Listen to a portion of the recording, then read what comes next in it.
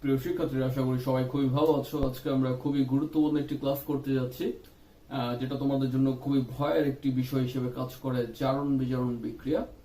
এবং এইটি আসলে তোমাদের রসায়ন দ্বিতীয় পত্রে তৃতীয় যে চ্যাপ্টারটি আছে, থার্ড চ্যাপ্টার, পরিমাণগত রসায়ন, সেই চ্যাপ্টারেরই একটি গুরুত্বপূর্ণ টপিক হলো জারণ বিজারণ বিক্রিয়া।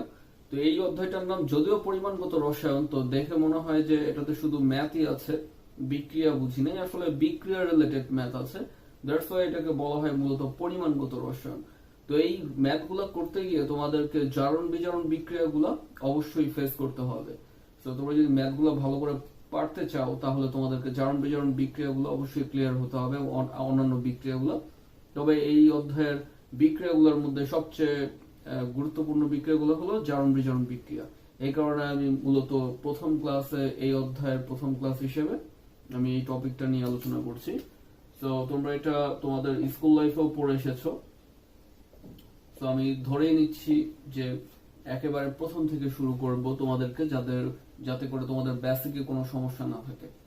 ওকে, জারণ বিজারণ বিক্রিয়া এটা আসলে পুরোটা একটা সিস্টেম, মানে একটা বিক্রিয়া আসলে একটা সিস্টেমও বলা হয় একটা বিক্রিয়াকে, কারণ এই বিক্রিয়াটা ঘটতে থাকে একটা সিস্টেমের মধ্যেই। দ্যাটস ওয়াই একটা রাসায়নিক বিক্রিয়াকে একটা সিস্টেমও বলা হয়ে থাকে। তো আমরা যদি একটু ভেঙে ভেঙে দেখি, তার মানে জারণ বিজারণ আসলে পুরোটা মিলে একটা বিক্রিয়ার নাম। আচ্ছা, তাহলে জারণ ব্যাপারটা কি? তার মানে জারণও তো একটা বিক্রিয়াই, অবশ্যই জারণ একটা বিক্রিয়ার একটা অংশ। জারণ বিক্রিয়ায় বলতে কি বোঝায়? মূলত যেই বিক্রিয়ায় ইলেকট্রন ত্যাগ ঘটে। আমি অত্যাধুনিক মতবাদটাই নিয়ে এসেছি, ইলেকট্রনীয় মতবাদ যেটাকে বলা হয়, মানে যেই বিক্রিয়ায় ইলেকট্রনের ত্যাগ ঘটে, দ্যাট মিন্স ইলেকট্রনের ত্যাগ ঘটবে। ওকে, ইলেকট্রন ত্যাগ যে করবে, এই ঘটনাকে বলা হয় কি? জারণ বিক্রিয়া।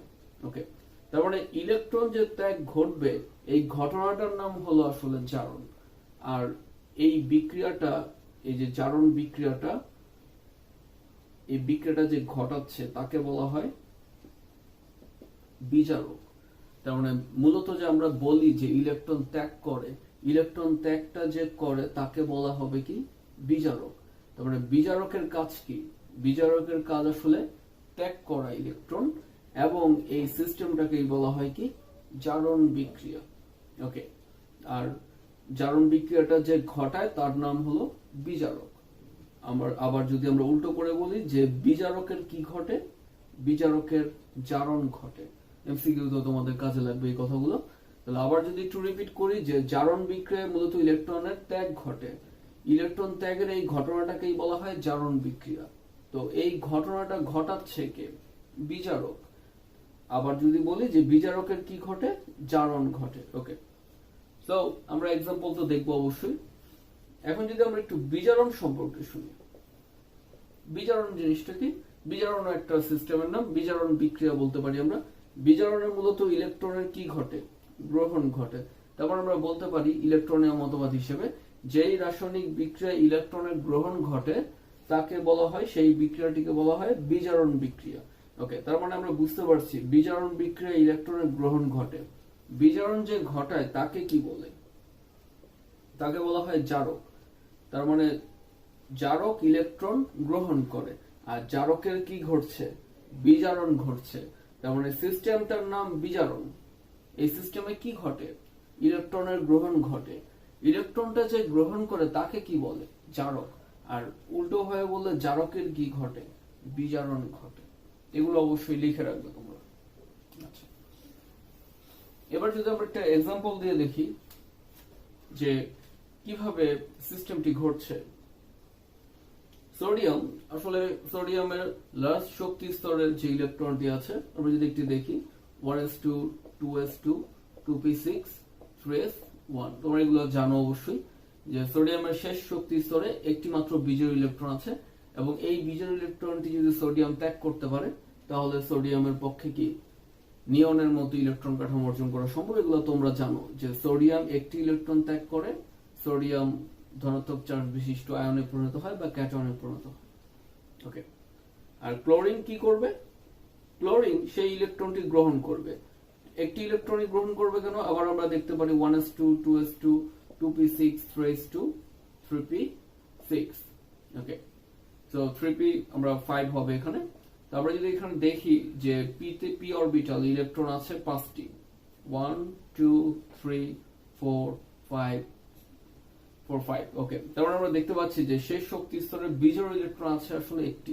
তার মানে ক্লোরিন নিজে কি ওই যে সোডিয়াম যে একটা ইলেকট্রন দিয়েছে ওই ইলেকট্রনটি গ্রহণ করে ক্লোরিন কি হতে চায়, নিষ্ক্রিয় গ্যাসের কাঠামো অর্জন করতে চায়। মানে যেমন ক্লোরিন কাকে ফলো করে, আর্গনকে ফলো করে, আর্গনের মধ্যে একটি কাঠামো অর্জন করতে চায়। ওকে, তার মানে আমরা জারণ বিজারণে ছিলাম মূলত। যদি খেয়াল করি এই ইলেকট্রনটি গ্রহণ করতে চাবে কে, ক্লোরিন গ্রহণ করতে চাচ্ছে এবং ক্লোরিন ইলেকট্রনটি গ্রহণ করে ক্লোরাইড আয়নে বা অ্যানায়নে পরিণত হচ্ছে। তার মানে আমরা যদি খেয়াল করি ইলেকট্রন যে ত্যাগ ঘটছে এখানে ত্যাগ করেছে, এই ঘটনাটার নাম কি, জারণ। ওকে, তো এই জারণ বিক্রিয়াটা ঘটিয়েছে কি সোডিয়াম। তার মানে সোডিয়ামকে কি বলতে পারো বিজারক। ওকে, তার মানে বিজারকের কি ঘটেছে, জারণ ঘটেছে। আবার নিচে যে বিক্রিয়াটা ঘটেছে সেটা হলো বিজারণ, কারণ এখানে ইলেকট্রনের গ্রহণ ঘটেছে। প্লাস চিহ্ন দ্বারা আমরা ইলেকট্রনের গ্রহণ বোঝাচ্ছি। আর এই প্লাস মাইনাস গুলো কি তোমরা জানো যেগুলো আধান বা চার্জ। বিজারণ বিক্রিয়া ইলেকট্রনের গ্রহণ ঘটে। আমরা জানি ইলেকট্রনটা গ্রহণ করেছে কে, ক্লোরিন। তার মানে যে ইলেকট্রন গ্রহণ করে তাকে আমরা বলি জারক। আর জারকের কি ঘটেছে, বিজারণ ঘটেছে। ওকে, এইভাবে জারণ বিজারণ তোমরা আগের ক্লাসে পড়েছো এসএসসি লেভেলে যে জারণ বিজারণ যুগপৎ ঘটে। তার মানে যখন জারণটা ঘটবে এট এ টাইম বিজারণটাও ঘটবে, তাই জারণ বিজারণ একটি যুগপৎ প্রক্রিয়া বা এট এ টাইম ঘটে বিক্রিয়াটি, তাই বলা হয় যুগপৎ ঘটে। ওকে, তারপর আমরা যেটা নিয়ে কথা বলবো যে এখানে জারণ সংখ্যা রিলেটেড একটি ব্যাপার আছে। তোমরা সেটা 9-10-এ পড়েছো, এগুলা আবার পরবর্তীতে আলোচনায় আসবে। আমরা যেটা একটু দেখতে যাচ্ছি যে স্ট্যানাস যার টিন আর কি আমরা বলি, ওর চার্জ কত 2+, এবং আমরা জানি যে স্ট্যানিকে টিনের চার্জ কত বা জারণ সংখ্যা কত 4+। তার মানে জারণ সংখ্যাটা মূলত কি, ইলেকট্রন দেওয়া বা নেওয়ার পর যেই চার্জটি প্রাপ্ত হয়। যেমন সোডিয়াম ইলেকট্রন দিয়েছিল তখন, তাই সোডিয়ামের চার্জ কত হয়েছিল +1। এটি অবশ্য জারণ সংখ্যা বটে, মানে অক্সিডেশন নাম্বার মানে বাংলায় হলো জারণ সংখ্যা। ওকে, সোডিয়াম প্লাস। আর এখানে আছে ক্লোরাইডের চার্জ আমরা দেখতে পাচ্ছি -1। তো ক্লোরাইডের এই -1টা হলো ক্লোরাইডের জন্য একটি চার্জ বা জারণ সংখ্যা বলতে পারি, আধান বলতে পারি -1, যা হলো ক্লোরিনের জন্য। ওকে, আমরা যদি খেয়াল করি কিছু বিক্রিয়া, যদি একটি বিক্রিয়া বিবেচনা করি, তো ফেরাস ক্লোরাইড বিক্রিয়া করছে মার্কিউরি ক্লোরাইডের সাথে এবং উৎপাদ তৈরি হচ্ছে ফেরিক ক্লোরাইড এবং মার্কিউরাস ক্লোরাইড। তার মানে ফেরাস ক্লোরাইড থেকে ফেরিক ক্লোরাইডে পরিণত হচ্ছে এবং মার্কিউরি ক্লোরাইড থেকে মার্কিউরাস ক্লোরাইডে তৈরি হচ্ছে। কিভাবে সেটা একটু দেখি। এখানে যদি আমরা খেয়াল করি ফেরাস ক্লোরাইড, এটাকে আমি আঁশ বললাম কেন, কারণ এখানে আয়রনের সর্বনিম্ন জারণ সংখ্যা ইউজ হয়েছে। আয়রনের সর্বনিম্ন জারণ সংখ্যা 2+, এবং এখানে ক্লোরাইড আছে। তো আমরা জানি যে ফেরাস ক্লোরাইড তৈরি হয় এভাবে। আচ্ছা, ফেরিক ক্লোরাইড, এখানে দেখতে পাচ্ছি ফেরিক ক্লোরাইড আছে, কারণ আঁশ থেকে ইকে হওয়া পসিবল এবং ইক থেকেও আঁশ হওয়া পসিবল। যদি জারণ সংখ্যা বৃদ্ধি পায় তাহলে আঁশ থেকে ইক হবে, আর যদি জারণ সংখ্যা হ্রাস পায় তাহলে ইক থেকে আঁশ হবে। যেমন এখানে ফেরাস থেকে ফেরিক হয়েছে এবং মার্কিউরি থেকে মার্কিউরাস হয়েছে। সকল ধাতুর আঁশিক একরকম না। যেমন আমরা যদি একটু দেখি, কপারের সর্বনিম্ন জারণ সংখ্যা +1+, কপারের সর্বোচ্চ জারণ সংখ্যা 2+। তার মানে কপারের ক্ষেত্রে +1টা হলো আঁশ হিসেবে ব্যবহৃত হয়, কিন্তু কপারের ক্ষেত্রে 2+টা যেমন ইক হিসেবে ব্যবহৃত হয়। আবার যদি একটু খেয়াল করি, আয়রনের ক্ষেত্রে 2+ হলো আস আর 3+ হলো ইক। তার মানে এক একজনের কিন্তু সর্বোচ্চ এবং সর্বনিম্ন জনসংখ্যা এক এক রকম আমরা দেখতে পাচ্ছি। তো আমরা যদি খেয়াল করি, একইভাবে মার্কারির সর্বনিম্ন জনসংখ্যা +1, যেটাকে আমরা বলি মার্কিউরাস, এবং সর্বোচ্চ জনসংখ্যা 2+, দ্যাট ইজ মার্কিউরি। সো আমরা যদি দেখি এখন এটা কিভাবে করা যায়, প্রথমত আমাদের যেটা দেখতে হবে, ফেরাস ক্লোরাইডে আয়রনের জনসংখ্যা 2+, ওকে, আর ফেরিক ক্লোরাইডে আয়রনের জনসংখ্যা 3+। তার মানে জনসংখ্যা চেঞ্জ হয়েছে কত, 3 থেকে 2, মানে 1। দ্যাট মিনস জারণ সংখ্যা 1 বেড়েছে। নিশ্চয়ই ও একটি ইলেকট্রন দিয়েছে, মানে ফেরাস তার নিজের অবস্থা থেকে আরো একটি ইলেকট্রন দিতে পারে। যদি আরো একটি ইলেকট্রন দেয় তাহলে ফেরাসের চার্জ কি হয়ে যাবে, 3+ হয়ে যাবে, মানে ও ছিল আস, হয়ে গেল ইক।